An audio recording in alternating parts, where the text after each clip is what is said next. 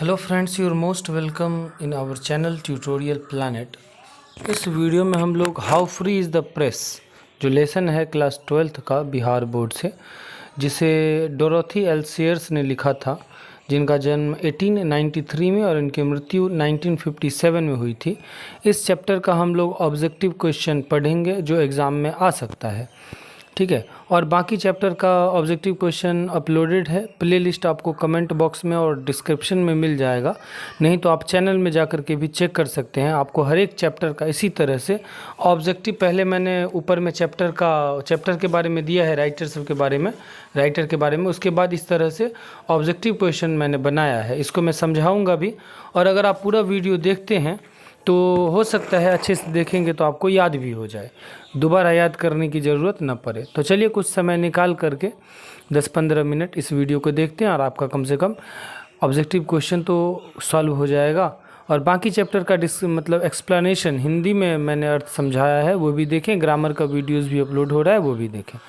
चलिए शुरू करते हैं, और सब्सक्राइब कर दीजिएगा। सब्सक्राइब के बाद बेल आइकन दबा दीजिएगा ताकि हमारा वीडियो आप तक सबसे पहले पहुँचे, और लाइक कर दीजिए और कमेंट करके बताइए कि कैसा लगा। चलिए, शी वॉज एजुकेटेड, मतलब इनके जो लेखिका हैं, जो जिनका नाम है Dorothy L Sayers, she was educated, उनकी पढ़ाई लिखाई हुई, वो शिक्षित हुई। कहाँ पर? एट समरविले कॉलेज, ऑक्सफोर्ड में समरविले कॉलेज है, वहाँ पर। शी वॉज एसेइस्ट, वो एसेइस्ट थी, निबंध लेखिका थी। प्ले राइट, नाटककार थी, नाटक लिखती थी।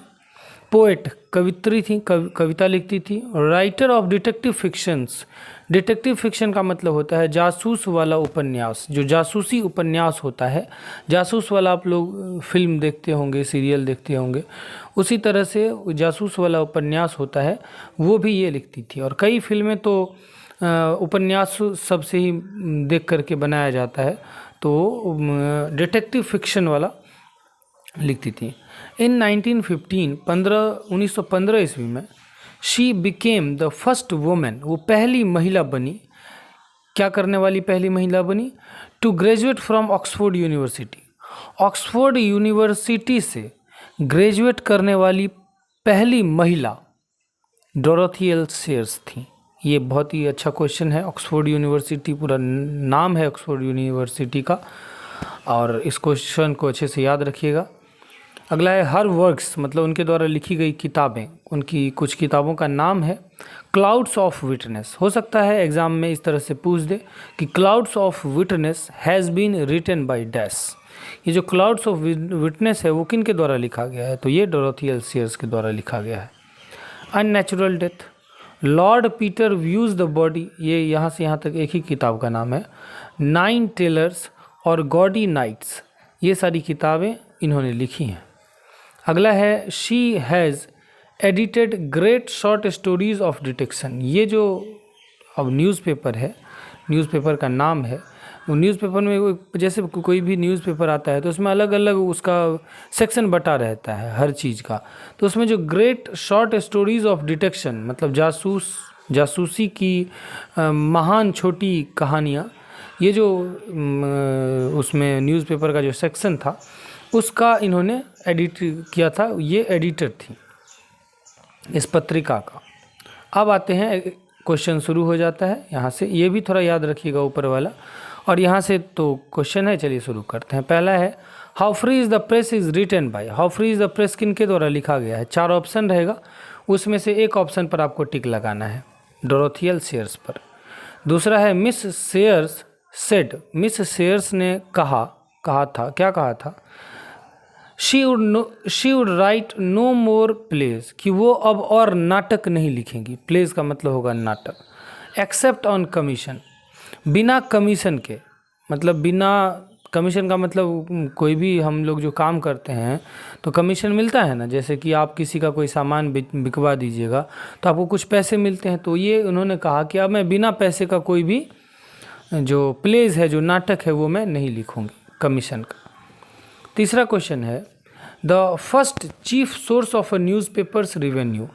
अब आप सोचते होइएगा कि न्यूज़पेपर जो छापता है, जो कंपनी या जो मालिक या जहाँ पर न्यूज़पेपर छपती है, उसके कमाई का, उसके रिवेन्यू का जो सोर्स है, जो स्रोत है, वो कहाँ से है? कहाँ से वो लोग कमाते हैं?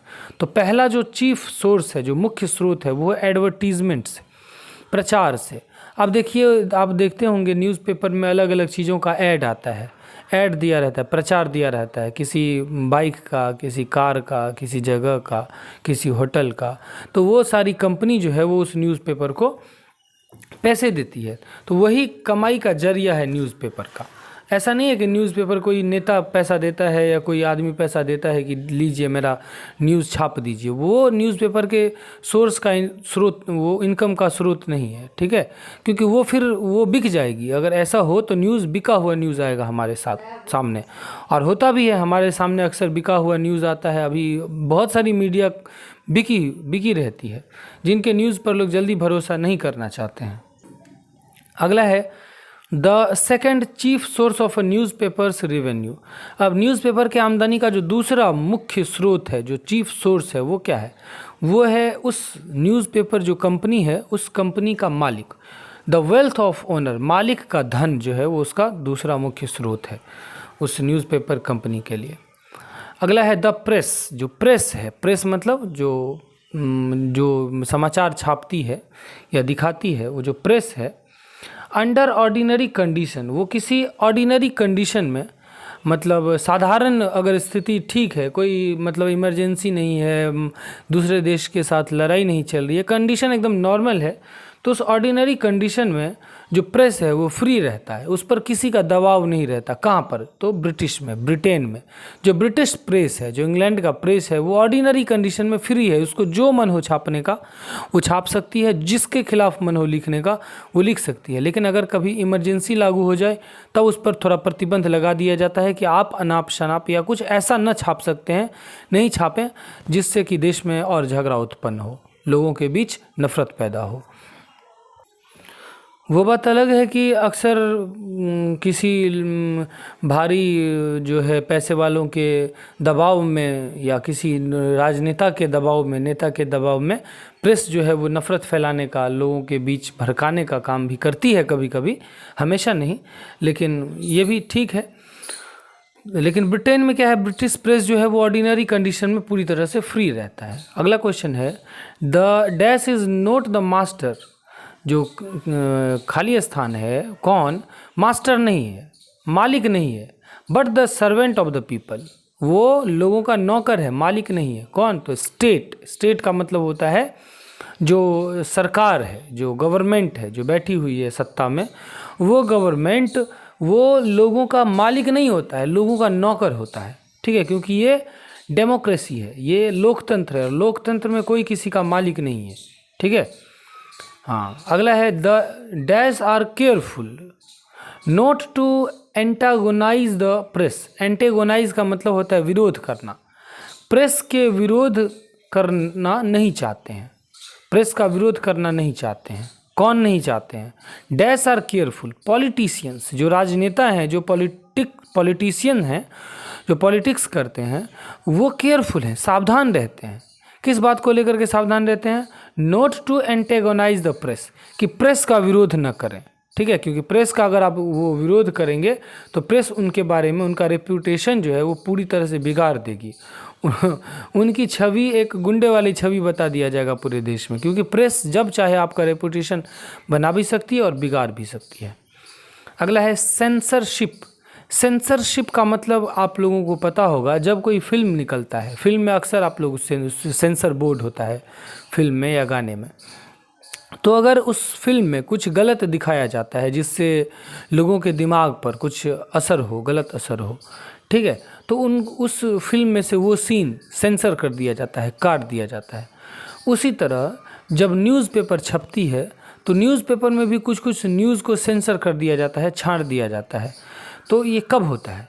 Censorship is imposed, censorship impose किया जाता है, मढ़ दिया जाता है, मतलब सेंसरशिप पूरी तरह से लागू कर दिया जाता है ड्यूरिंग, किस चीज़ के दौरान?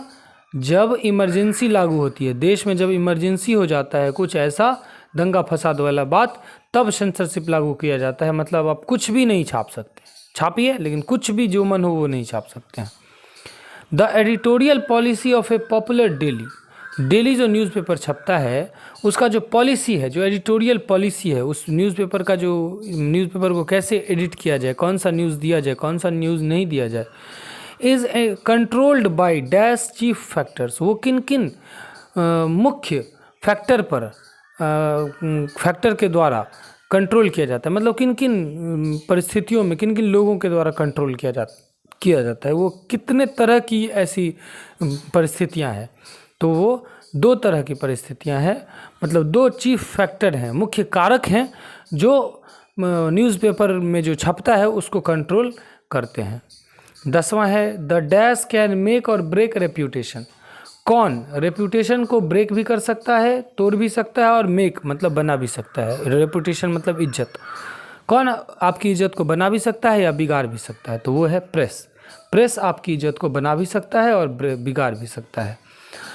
तो न्यूज़पेपर का जो डेली एडिटोरियल है वो या तो उसके मालिक पर डिपेंड करता है, मालिक जो चाहेगा वो छाप सकता है कानून के दायरे में रह करके, या उस मालिक को अगर कोई पॉलिटिशियन या कोई कंपनी जो सामान बेचती है वो कंपनियां, वो अपने प्रोडक्ट के प्रचार के लिए, या कोई पॉलिटिशियन अपने रेप्यूटेशन को बनाने के लिए अगर उस न्यूज़पेपर के मालिक को, न्यूज़पेपर की कंपनी को अगर वो पैसा देते हैं, कमीशन देते हैं या कोई सुविधा देते हैं, तो उससे भी जो न्यूज़पेपर में जो न्यूज़ छपती है उस पर बहुत असर पड़ता है। ठीक है, तो चलिए, आपको आशा करता हूँ याद भी हो गया होगा, नहीं हुआ होगा तो फिर से 1-2 बार देख लीजिए, याद हो जाएगा। और बाकी चैप्टर का Hindi explanation, objective question answer, essay, grammar, जो भी देखना है आप लोग जाइए देखिए।